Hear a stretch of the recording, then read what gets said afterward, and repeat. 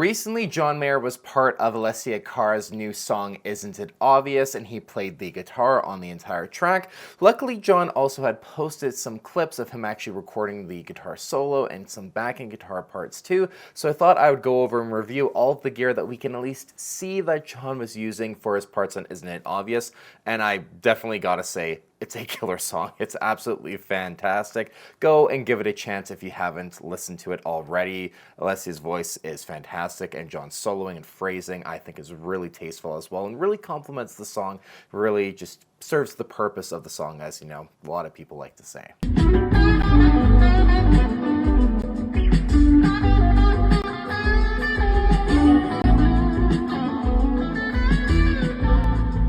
Alright, so the main guitar that John is using is his Charvel Sandeem, the custom Pearl Alta McGill that was custom built for him, kind of the 80s California skate vibe and theme. John got this guitar back in the fall of 2017, so really cool to see him using that one because of the Floyd Rose. And lately, over the past few years during the 2019 World Tour a little bit, but mainly during the Sob Rock Tour in 2022, we saw John really channeling a lot of his inner Jeff Beck with the Floyd Rose. I remember watching him bring out the Charvel for, I guess I just feel like the very first time he ever did kind of that 80s Floyd Rose dive bombing Jeff Beck inspired solo for, I guess I just feel like live. And this guitar is just so cool, and the way John has gotten, you can tell, just more comfortable with using the Floyd Rose and doing the fluttering with the trim and everything. And really, like I said, channeling a little bit of his inner Jeff Beck, one of his guitar heroes.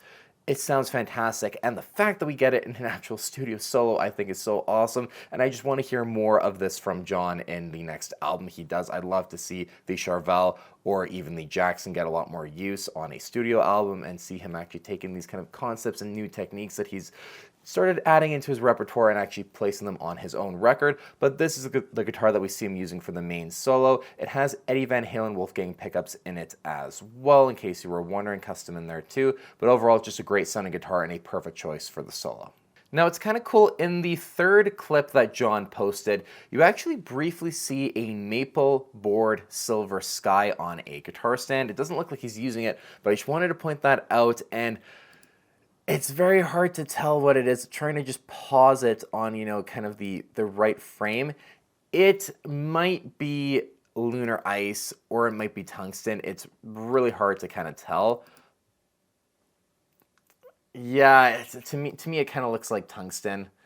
Unless it's very flat lighting, I don't think it's lunar ice, but it's possible. But anyways, that guitar is on the stand there. But then the next guitar that we see John playing is a really weird looking guitar, but it's an ESP, and the actual name of it is the ESP EX21-06 Throbber CTM-FL.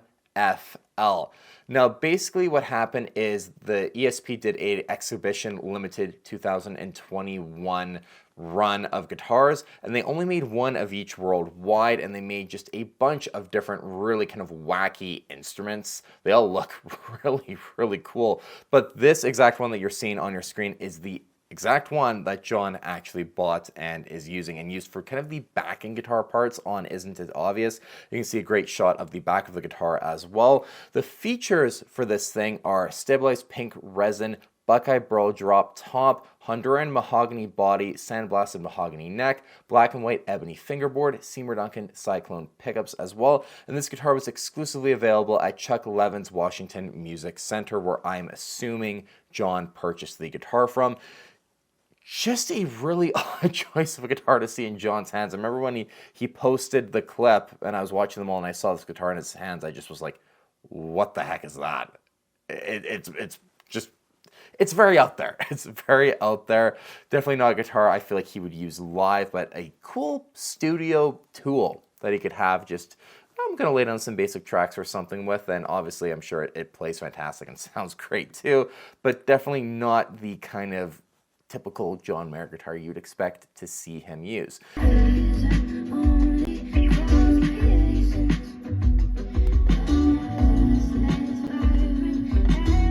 Now, what also is really interesting is that I actually found that over 3 years ago, ESP Guitars Japan posted a little demo of this exact guitar. Like I've said, they only made one of each of these guitars, so we know for a fact that this is the guitar that John now owns because of the pattern and everything. This is the one. So I'll play a little bit of the demo for you guys as well if you want to kind of hear a little bit of the demo of this guitar, and then we'll move on to some of the gear that we can see in the rack.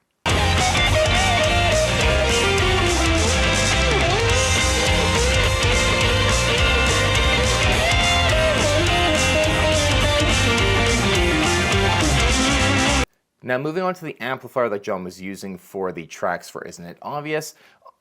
Isn't it obvious that when John's in studio, he has access to every single amplifier that he owns pretty much that's available physically to him?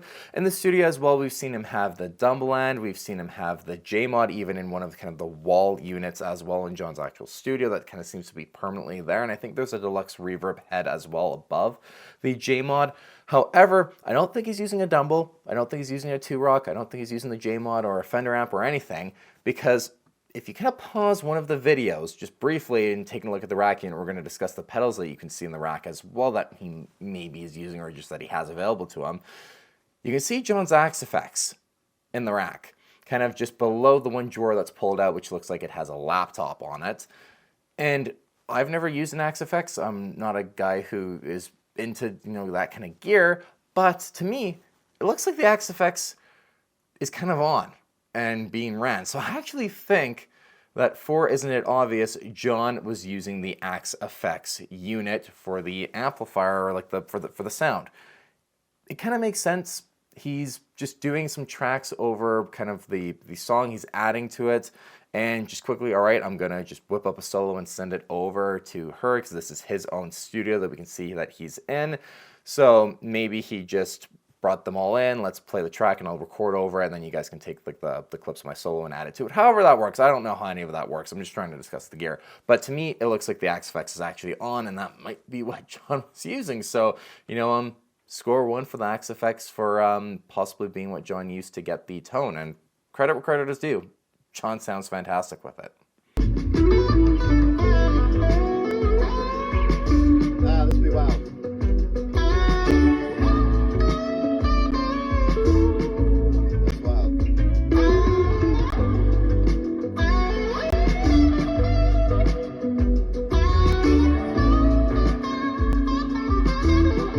Now, when it comes to the rest of the rack gear that John has in there, I'm not someone who's very knowledgeable about that stuff. So if you understand what any of this is, and if any of it is noteworthy, leave it in the comments down below. But there is, of course, the pedal drawer as well. And it looks to be about the exact same as what we saw John having in it the last time. We kind of got some shots of his studio and this kind of angle of his pedal drawer in the rack unit, at least in studio. The polytune that's upright is the same. There is the Boss CE2, the black screw, kind of more regular, not the super rare version of the CE2, but just a more regular version in there.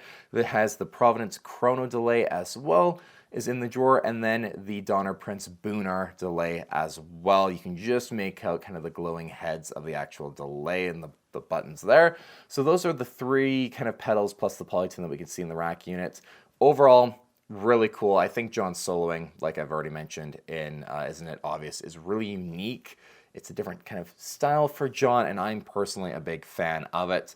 I absolutely love how Corey Wong commented on there, bro, did we get 5 Carlton Charmaine taps in one take? And John said, I was practicing in real time. That's absolutely hilarious.